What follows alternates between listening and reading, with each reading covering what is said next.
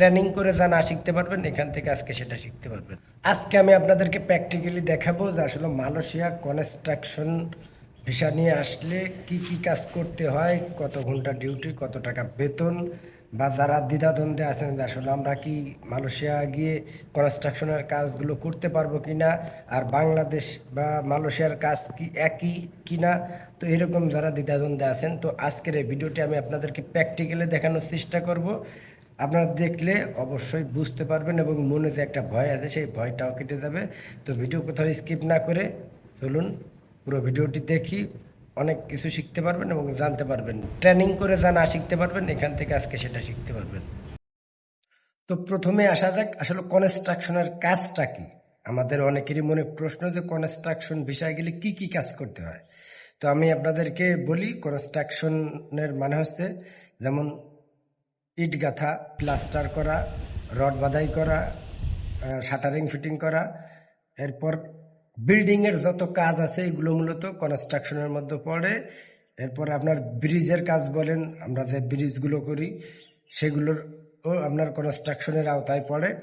তো অনেকেরই মনে প্রশ্ন যে ভাই এই কাজগুলোকে আমরা করতে পারবো কিনা। ভাই আপনারাই দেখতেই পারছেন যে আসলে আমাদের মতো মানুষেরাই তো এই কাজগুলো করতেছে, বাংলাদেশ থেকে আসা ভাইরাই তো করতেছে, তাই না? তো তারা যদি পারে আপনিও পারবেন, এখানে না পারার কিছু নাই। ওই আপনাকে কে কি বললো যে ভাই এই কাজ করা যাবে না, এইটা সেটা, এটা সম্পূর্ণই ভুল। নিজের একটা আত্মবিশ্বাস থাকার দরকার আছে। তো এবার আসেন, আহ, যাওয়া যাক যে আসলে কত ঘন্টা ডিউটি, কত টাকা বেসিক।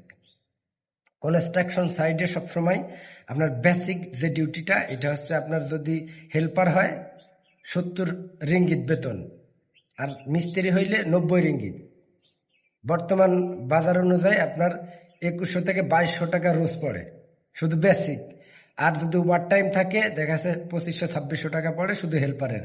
আর মিস্ত্রি যারা আছেন তাদের বেতন হচ্ছে আপনার 2800, 2900, 3000 পার ডে। 90 রিঙ্গিত আপনার বেসিক হলে, ওভার টাইম কোথাও 10টা পর্যন্ত কাজ করাইলে দেখা যাচ্ছে 14 ঘন্টা আপনার সাইন দেয়। তা 14 ঘন্টা সাইন দিলে আপনি নিজে হিসেব করতে পারবেন যে কত টাকা আসে। এবং কে কোন ভিসা নিয়ে আসতে চান অবশ্যই কমেন্ট বক্সে জানাবেন।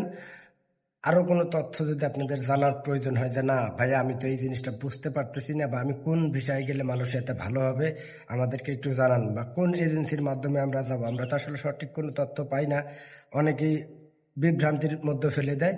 তো যতদূর পারি আমি আপনাদেরকে হেল্প করার চেষ্টা করব, যাতে আপনারা প্রতারিত না হন মালয়েশিয়াতে আসার জন্য, বা কাজের কাজের ভিসা নিয়ে কি কাজের ভিসা নিয়ে আসবেন এবং কোন কাজ কোন সেক্টরের মধ্যে পড়ে। তো এগুলো আমি আপনাদেরকে জানার চেষ্টা করব।